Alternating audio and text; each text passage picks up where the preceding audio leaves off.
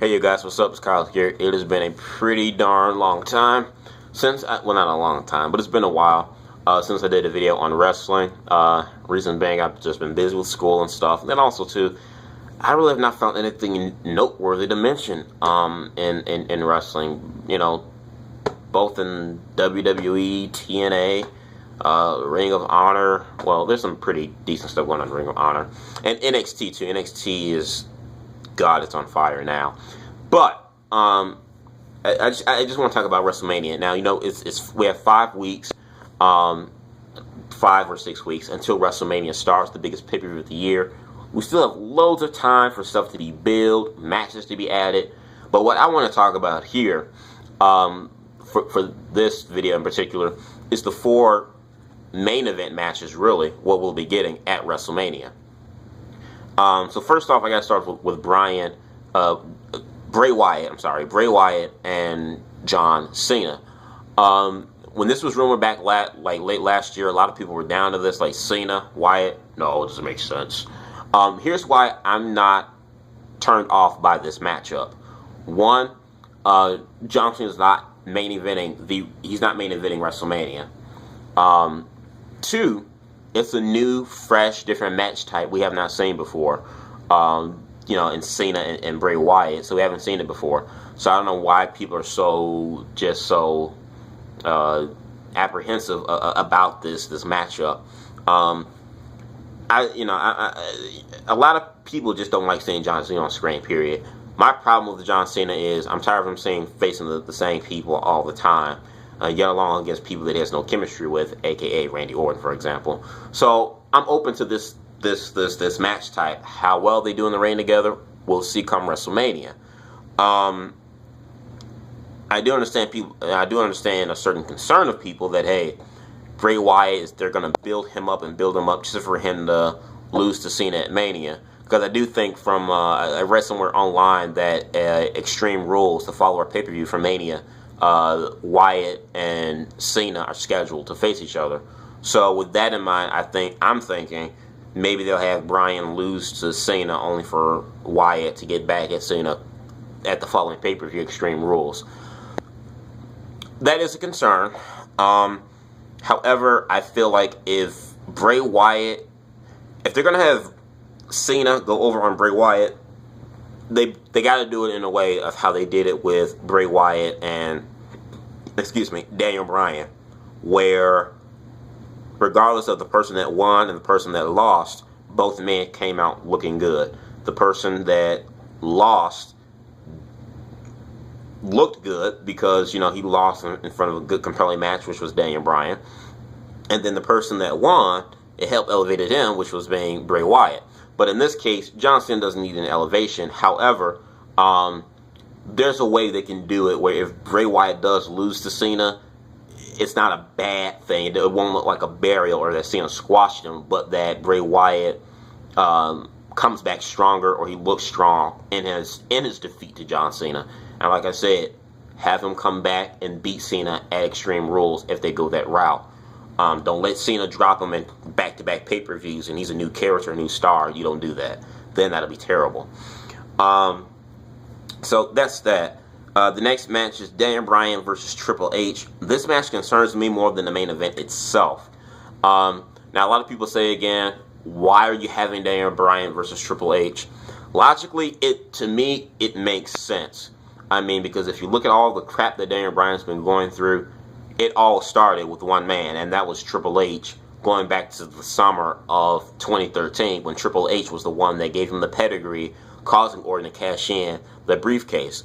So, and not just that, but then other instances following that, it's always been Triple H trying to screw Bryan, trying to screw Bryan over.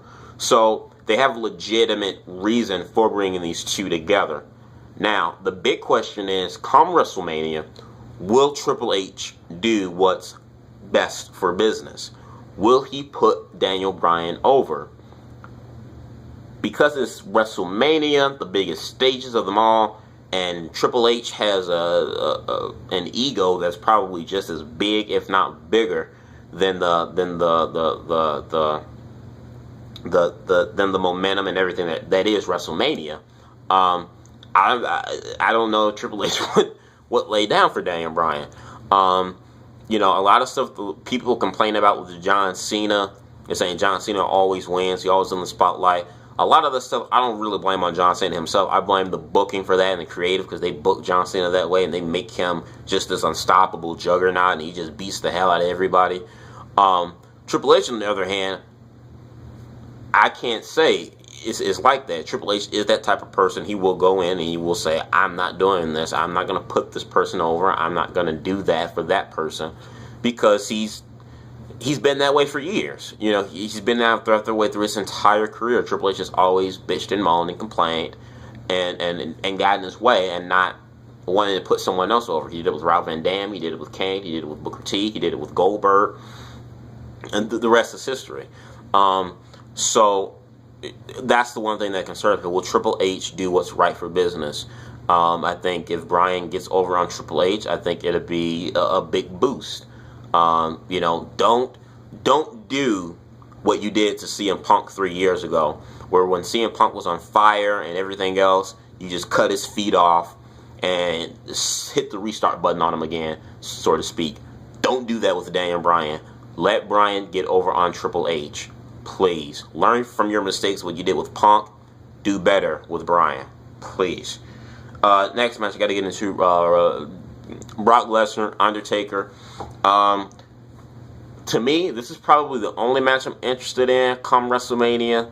For anyone in their mind that and I know there are some people personally, friends of mine, I'm not going to call them out on here, but if you for an inch believe and hope that you would get a Brock Lesnar Undertaker match like they had back in 2002, 2003, 2004, please, you are setting yourself up for failure. You are setting yourself up for disappointment.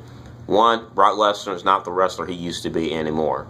Two, Undertaker is beaten, banged up. If he doesn't go out, he's going to go out with a bang at WrestleMania. That's the big show, one event where he does go all out. However, do not expect this awesome Clash of Titans wrestling style, at least, like they did 10 years ago. Those days are over. Those days are gone. What I do expect now, coming out of this match, Brock Lesnar is still having this MMA fighter-like gimmick thing, which I'm so sick of. Obviously, they're going to have some type of stipulation, no disqualification, where they can throw everything at each other but the kitchen sink. But look at that aspect. I'm expecting this to be, is what Jim Ross would say, a slobber knocker. Just two guys just beating the holy hell out of each other. I'm not expecting this to be a wrestling match, but a brawl. That's what I consider this to be, just a brawl. And I've always wanted Brock Lesnar to be an opponent for The Undertaker, and so at WrestleMania. So, I mean, who better to have right now in the current roster than the Beast Incarnate himself?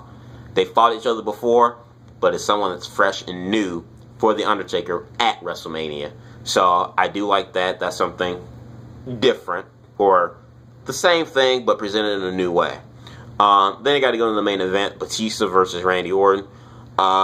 This one interests me a lot. You know, the whole thing with Batista, they have been sheltering Batista. They've kept Batista close to their chest, because every time Batista comes out, people boo him because they feel like he took the spot from Daniel Bryan. They even brought that out on Monday Night Raw this past Monday, which was very interesting. You got to figure Batista's going to be champion, obviously. I don't see Randy Orton being champion, and the way they've booked Randy Orton since he's become the unified champion, get it off Randy. Just get it off of Randy. Yeah. So get it off of Randy and just put it on Batista. There's some stuff that's saying that tonight on SmackDown, Batista does a heel turn. Makes sense, I guess. You know, turn Batista heel. Randy becomes the tweener. Or maybe he stays a heel to a degree. I don't know. But, you know, Batista winning, it may not be a bad thing. Batista being champ. I know a lot of people feel like Batista's taking Daniel Bryan's spot. I can agree. But if WWF, and I use that loosely, if WWE does decide to put all their eggs into one basket with Bryan, and let him have a run with the championship for more than a day, it could be an interesting story you could play between he and Batista, especially if you're going to have Batista carry the belt for a while and before he, goes off to promote his movie in the summer. You could have Batista being, like everyone's been saying, he has this Hollywood gimmick thing going on like he did when he was back in 2010. And, he'd just be this unstoppable juggernaut. And you have Daniel Bryan. You can have that David and Goliath, kind of like story between these two, which we've had plenty of times before in different scenarios. And we even had it with Bryan before and him facing Big Show. But I'd rather it be Batista because I prefer Batista more so than I do Big Show. So, you can have it like that. Buff Been Stuffed, he had an idea months ago where he said they could have it where Batista goes heel and he sides with the Authority and tells Triple H, hey, I'm the new face of the WWE, not you anymore. You've been replaced as the poster child.